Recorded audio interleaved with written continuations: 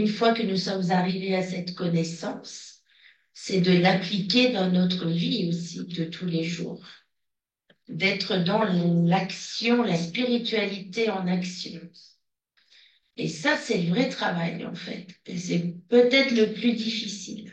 C'est qu'en sortant de notre réunion, il y a toujours un message pour nous qui va nous être donné, lequel, ça, je ne peux pas vous dire, ce sera pour chacun d'entre vous, quelque chose de différent. Comme à chaque lecture du Coran, il y a l'histoire, l'écorce, et il y a toujours un verset qui est pour nous, ici et maintenant, dans notre vie d'aujourd'hui. À nous d'être suffisamment à l'écoute euh, pour recevoir ce message que Dieu nous envoie.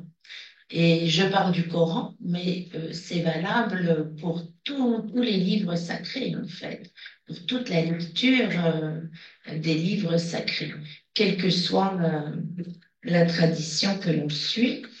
Et d'ailleurs, vous savez que Mevlana était, comment dire, un guide aussi pour des disciples de plusieurs traditions. Alors, peut-être disciple n'est pas le mot exact parce que ces personnes sont restées dans leur tradition. Mais en tout cas, ces personnes venaient écouter Mevlana pour justement aller plus loin, être plus proche de leur propre voix. Parce que finalement, l'enseignement de Mevlana nous aide non pas à suivre la voix, mais quelque part à devenir la voix. Comme lorsque l'on parle du, du Mesnevi, j'essaie de faire le lien Mesnevi, Masnaoui. Dans le Mesnevi, quelquefois, on peut, peut-être plus chez vous, en Iran, on parle quelquefois du Coran vivant. Mais c'est une façon aussi euh, que le Coran, en fait, soit à la source de chacune de nos actions.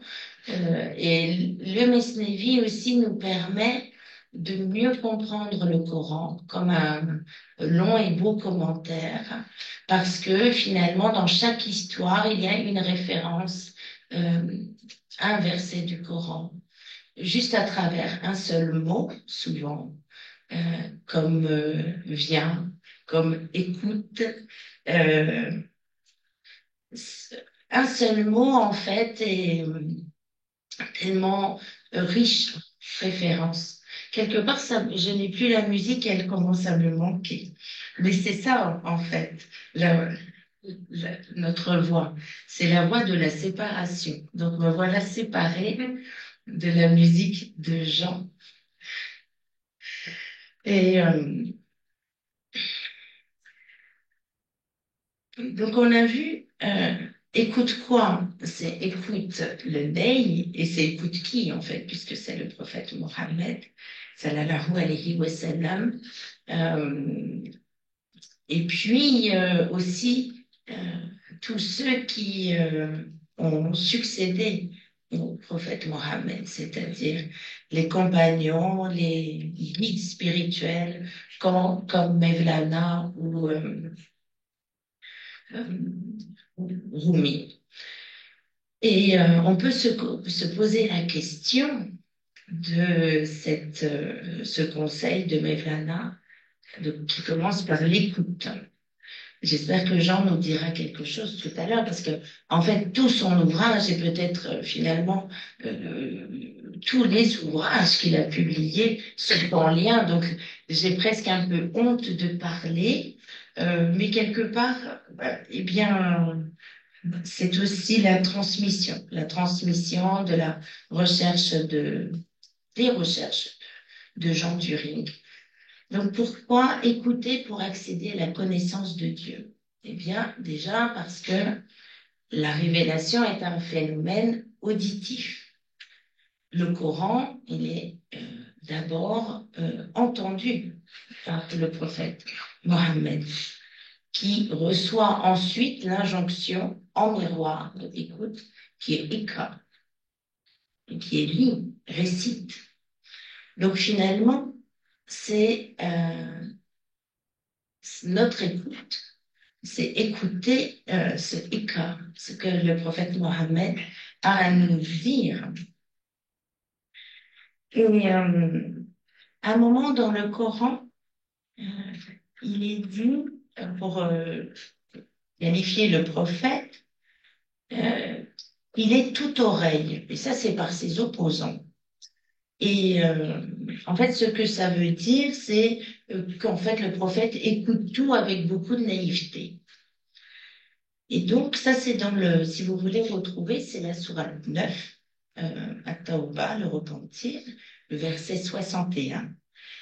Et il est dit, et il en est parmi eux, ceux qui font du tort au prophète et disent, il est tout oreille. Et vous savez ce que Dieu répond? C'est quelqu'un qui sait. Dieu répond à son prophète, dit qu'il soit tout oreille est meilleur pour vous. Il croit en Dieu et fait confiance aux croyants.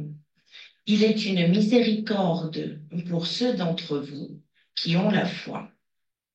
Et cette histoire-là, elle est reprise aussi dans le Masnavi. C'est dans l'histoire, en fait, du jeune éléphant qui est mangé par gourmandise. Euh,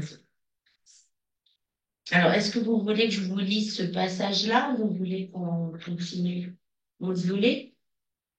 Allez. Et puis, si on n'a pas fini cette fois-ci, ben, on finira la prochaine. Comme ça, on aura le plaisir de nous retrouver.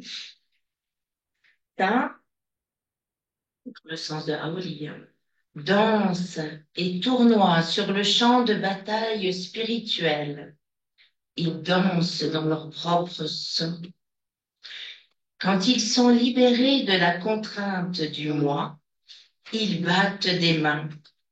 Quand ils échappent à leur propre imperfection, ils dansent.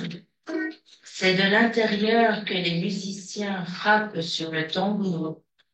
À leur extase, les mains se brisent en écume. Tu ne les vois pas, mais à leurs oreilles, les feuilles oscillent sur les buissons, battent des mains. Tu ne vois pas le battement des feuilles. Il faut avoir une ouïe spirituelle, non l'oreille de ce corps. Ferme l'oreille de la tête à la plaisanterie et au mensonge, afin de percevoir la cité resplendissante de l'âme. L'oreille de Mohammed perçoit la signification cachée des paroles, car Dieu a dit de lui dans le Coran, il est tout oreille. Le prophète est tout entier, oui, et vision. Nous sommes rafraîchis par lui. Il est comme le nourricier et nous comme le petit enfant. Alors, il y aurait beaucoup de choses à dire sur ce côté nourricier et nous qui sommes de petits enfants, abreuvés par le lait de la miséricorde divine. C'est aussi une référence à la sourate de la caverne, où les jeunes gens, dans la première histoire, il nous dit que Dieu les tourne à droite, puis à gauche, pour en fait leur épargner le tourment du soleil.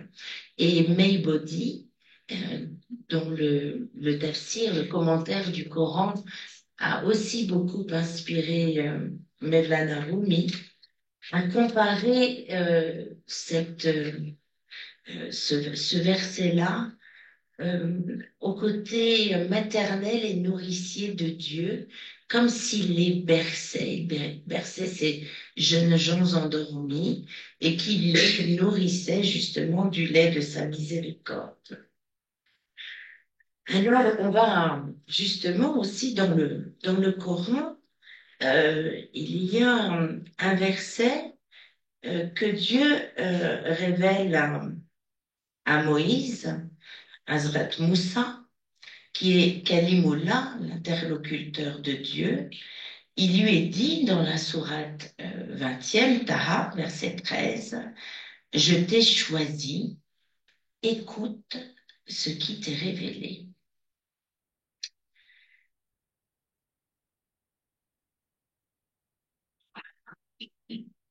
Donc, c'est tout un programme pour nous. Et il est intéressant dans l'ouvrage, justement, sur recherche de Jean During, euh, de voir que l'écoute du Coran va la plupart du temps, chez, je dirais, tous les maîtres de la voix, avoir en fait la primauté sur l'écoute de toutes sortes de musiques spirituelles. Et euh,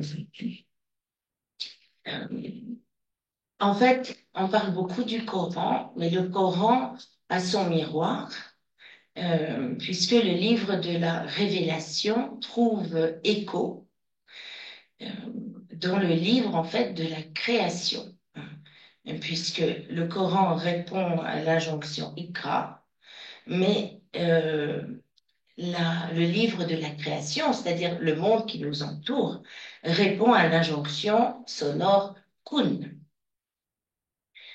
Et c'est ce que l'on a pu justement apercevoir à travers les tout premiers textes que j'ai eu le plaisir de vous lire, euh, c'est qu'en fait, euh, les louanges de Dieu sont chantées en permanence par la création autour de nous. Et il est dit dans le Coran, dans le voyage nocturne, la sourate 17, hein, verset 44, les sept cieux et la terre et ceux qui s'y trouvent célèbrent sa gloire. Et il n'existe rien qui ne célèbre pas sa gloire et ses louanges. Mais vous ne comprenez pas leur façon de le glorifier. Certes, c'est lui qui est indulgent et pardonneur. Et c'est pour ça aussi que dans la poésie de Yunus ou la poésie de Mevlana, il y a aussi tellement de références à la beauté de la nature. Et c'est un vrai point commun entre eux deux, c'est aussi de célébrer les beaux paysages de l'Anatolie centrale, euh, qui est faite de grands lacs, comme le lac de Béchir, de grandes montagnes comme le mont Taurus, et donc leur poésie, de manière didactique, nous invite en fait à, à méditer devant la beauté qui nous entoure tout le temps, même quand on se trouve dans une ville, la beauté est là tout le temps, puisque c'est un attribut divin et que Dieu est tout le temps là. Donc Dieu nous envoie des signes, ayat, comme les versets du Coran qui sont ayat aussi.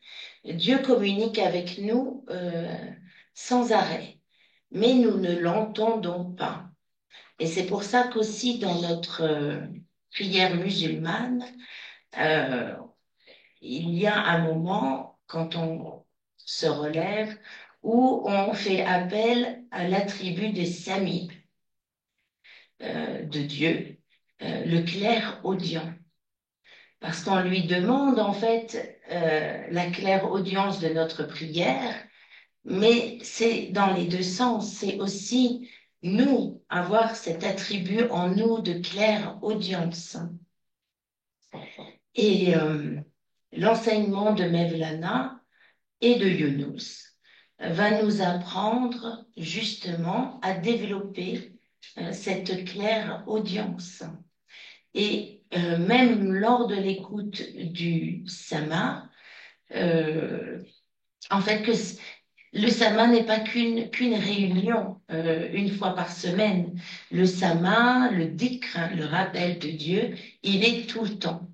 Et il y a de nombreux exemples que l'on raconte euh, au sujet de Mevlana, notamment chez Aflaki, qui est le biographe officiel de la confrérie Mevlevi.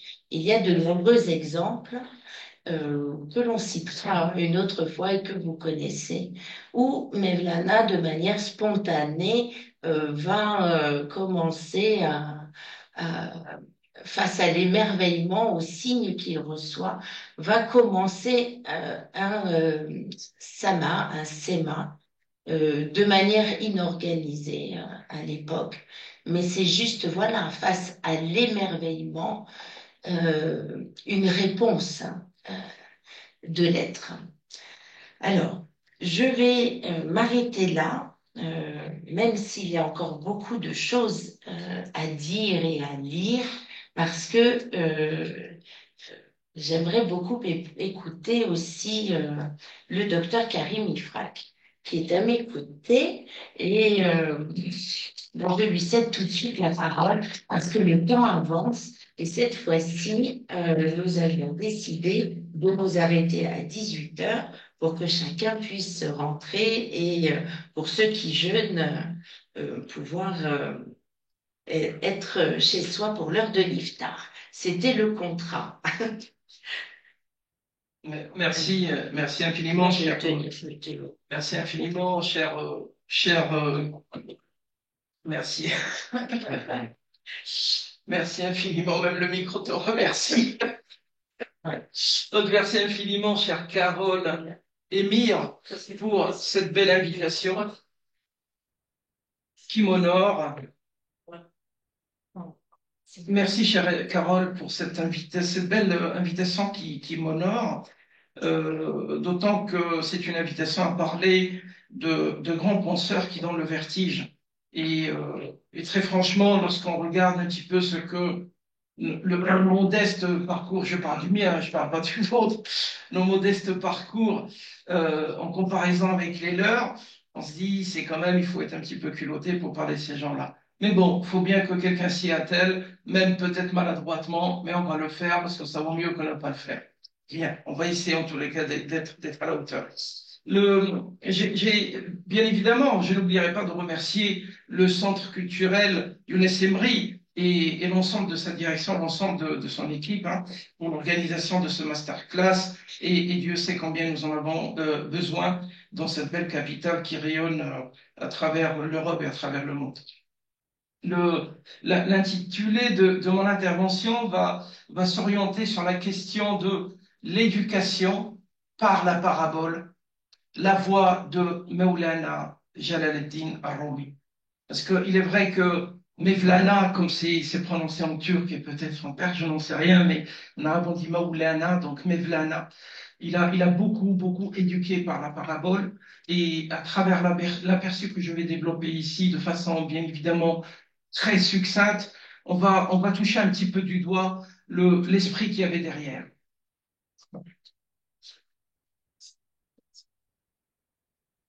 En islam, l'enseignement par la parabole trouve sa source et ses origines dans le texte coranique. On la rencontre éparpillée à travers plusieurs branches au sein de ces 14 sourates. Des branches au nombre desquelles on peut citer la métaphore, qu'on appelle majaz en arabe, l'ambigu, que l'on appelle mutashabih, la complexe, que l'on appelle le mushkal, et jusqu'à l'hermétique, celle dont l'interprétation n'est connue que de Allah seul. Lire, par exemple, le texte coranique, tout en ignorant tout de ses clés de lecture, ses passages liés et déliés, spécifiques et généraux, segmentés et autres, ces sens au pluriel souvent voilés échapperaient alors complètement à notre discernement. Un texte, tout en nuance et en subtilité, se dévoilerait alors à notre intelligence, totalement décousu et par conséquent dénué de tout intérêt. Ce qui n'est pas sans poser légitimement la question de savoir pourquoi recourir à ce type de message saturé de bifurcation. bien souvent complexe à saisir, particulièrement pour un non-initié. La raison première est qu'il est des messages tellement complexes, tant au niveau de la forme que du fond, qu'il n'est guère possible de les exposer pleinement sans recourir à la parabole. Les 11 planètes, en plus du Soleil et de la Lune que le prophète Joseph a vu dans un de ses rêves, en disant sur la place qu'occupe la parabole dans la communication générale, dans l'univers de la mystique en particulier. La vie du prophète Joseph, jonchée de défis, de difficultés, de souffrances et de gloire, le tout le long de plusieurs décennies, est finalement résumée dans ces quelques mots d'à peine une petite phrase. S'atteler à fixer par écrit la biographie de ce grand prophète, plus ou moins dans ses menus détails, occuperait, à n'en pas douter, les pages de plusieurs dizaines de volumes. Voilà donc à quoi sert la parabole. Or, à la star d'un train qui peut en cacher un autre, il n'est pas rare qu'une parabole cache également une autre. En concentrant une vie entière dans une seule phrase, le message coranique fait allusion en réalité à notre message, à savoir qu'il est aisé pour Allah de convertir une vie de misère en une vie de gloire. L'inverse également est vrai, aussi promptement qu'il nous faut de temps pour lire une phrase forgée de quelques vocables. La seconde raison est que la parabole permet d'interpeller à la fois et en même temps et la raison et le cœur des hommes. Porteuse d'un message sous forme de clé, elle se veut un code complexe qu'on est invité à déchiffrer afin de mettre la main sur le message qu'abrite le message. Chacun selon ses propres capacités intellectuelles et spirituelles. Ce dernier point est grandement important, car il n'est pas rare que les messages paraboliques des grands maîtres spirituels, transcendant l'espace et le temps, soient adressés à des acteurs, seuls capables de saisir leur sens caché, et ce parfois des décennies, voire des siècles plus tard. La mission des transmetteurs, qui sont en réalité des témoins et non pas des acteurs, donc la mission des transmetteurs, initiaux du message parabolique du maître, dénués parfois des outils capables de le déchiffrer, se borne donc à sa seule transmission, le plus fidèlement possible à travers le temps et l'espace. Une réalité subtile qu'on découvre dans les enseignements du prophète Mohammed, qui nous dit « Il est parfois des destinataires plus conscients que des auditeurs ». Reste une troisième raison, et qui n'est pas la dernière. Et dans une réflexion complexe, la parabole agit sur l'intellect du témoin à la manière d'un corps étranger intégralement noyé dans l'obscurité, exposé au toucher et non à la vue de ses explorateurs. On le tâtonne. Chacun imagine sa réalité selon ses propres expériences et facultés sensorielles et intellectuelles, mais surtout selon la perspective qui s'offre à lui. Face à ce corps étranger que l'on peut donc juste toucher et non pas voir dans son intégralité, permet à chacun de toucher du doigt une part de la vérité et non toute la vérité. Avoir conscience de cette limite se veut donc le début de la maîtrise. L'esprit humain étant fini, il ne peut voir au-delà de l'infini. À une nuance près, c'est que le fini des uns n'est pas forcément le fini des autres. Il s'agit dans ce second cas des d'acteurs doués d'une vision qui leur permet de voir par-delà la vision, au plus près de la vérité, de toute la vérité et rien que la vérité. Une réalité qui tente de déchiffrer pour nous avec le concours d'une autre parabole, Mevlana Jalaluddin Rumi, en disant contre le petit homme de la vie quotidienne et le grand moi. Caché derrière ce petit homme, il y a tout un océan. Il est indéniable que tous les maîtres soufis ne partagent pas le même statut, tant sur le plan intellectuel que spirituel. Certains sont plus savants que d'autres, et d'autres plus spirituels que certains. Cependant, il existe un troisième corps, à la fois grandement savant et grandement spirituel, grandement mystique, imposant aux personnes intéressées une lecture extrêmement fine de leurs propos, le tout accessible à la lumière d'une immense spiritualité. Maulana Jalal al-Rumi fait partie de cette catégorie singulière qui aime prendre plaisir à torturer par des propos hautement sophistiqués nos modestes esprits. Tenter d'expliciter ce qu'affirme un esprit aussi favorisé exige, à n'en pas douter, la maîtrise de plusieurs compétences. Scientifiques d'abord, en l'occurrence linguistiques, philosophiques et théologiques, en complément, et cela va de soi, d'une belle familiarité avec l'univers mystique des grands maîtres soufis. Ainsi, lorsque Maulana Jalaluddin Rumi affirme dans l'un de ses célèbres poèmes « Je ne suis ni chrétien, ni juif, ni parsi, ni même », entendez bien comment il insiste sur le même, ni même musulman. La question qui nous vient tout de suite à l'esprit en découvrant cela est de savoir, mais que cherche finalement un si grand croyant en disant cela. En islam, la toute première injonction adressée au prophète Mohammed est Iqra, lis.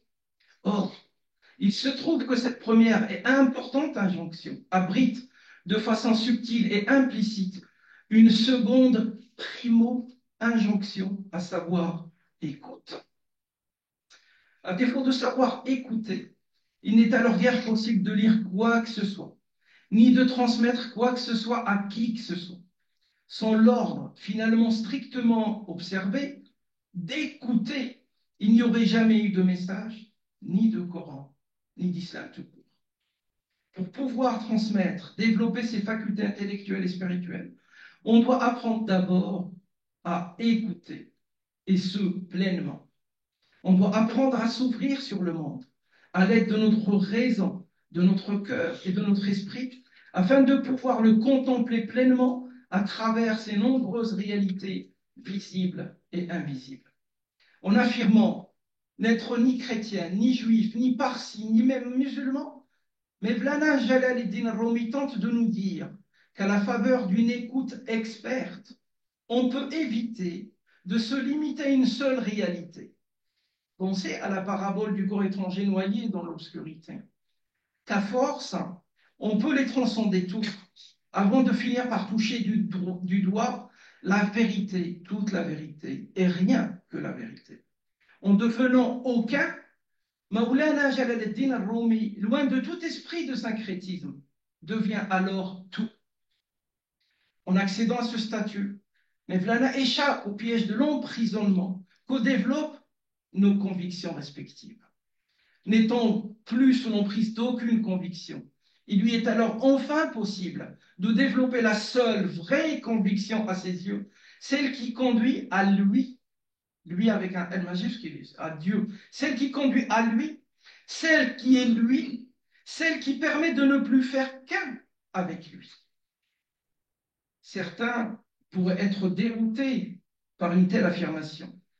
On leur rappellera ce magnifique hadith aussi dans lequel Allah s'exprime à travers la voix de son messager.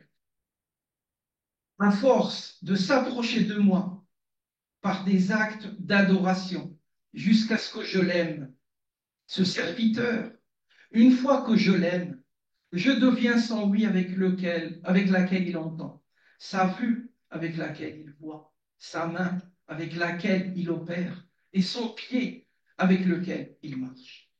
En relisant ce magnifique poème de Mevlana, à la lumière de notre modeste lumière, qui n'a nullement la prétention d'être la seule, on se rend vite compte de la vision au-delà de la vision dont il était le récipiendaire.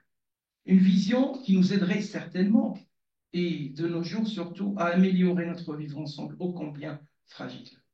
Ce poème, je vais vous le lire tout de suite et je conclurai par ça. J'ai regardé dans mon propre cœur.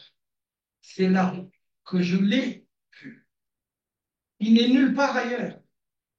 Je ne suis ni chrétien, ni juif, ni parsi, ni même musulman. Je ne suis ni d'Orient, ni d'Occident, ni de la terre, ni de la mer. J'ai abdiqué la dualité. J'ai vu que les deux mondes ne sont qu'un. Un seul, je cherche. Un seul, je contemple. Un seul, j'appelle. Il est le premier, il est le dernier, l'extérieur et l'intérieur. Je ne sais rien d'autre que, ô toi, qui es.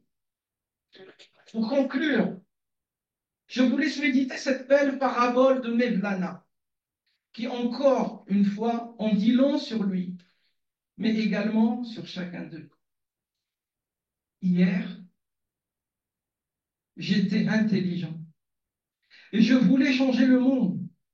Aujourd'hui, je suis sage et je me change moi-même. Dans notre cas, on dirait on va tenter de nous changer nous-mêmes. Et je vous remercie. J'ai bien fait de lui demander d'intervenir, n'est-ce pas? Voilà, ça aurait été dommage de se priver de cette belle intervention. Ah, c'était lumière, cher Arnaud. Et puis, ben, grâce aussi, quand on dit masterclass de Rumi et de Younous, voilà, ce ne sont pas nous les maîtres, ce sont eux. Donc, ce sont eux aussi, par l'autorisation divine, qui nous ont réunis aujourd'hui.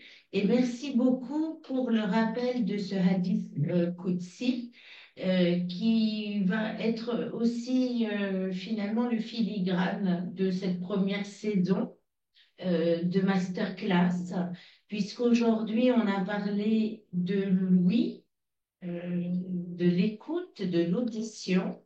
Eh bien, je vous propose au fur et à mesure de nos masterclass de nous intéresser en fait aux sens, mais des sens transmutés, des sens spirituels, puisque on parle de claire audience, de claire vision, on parle d'olfaction des parfums, mais peut-être aussi de claire olfaction et le toucher aussi.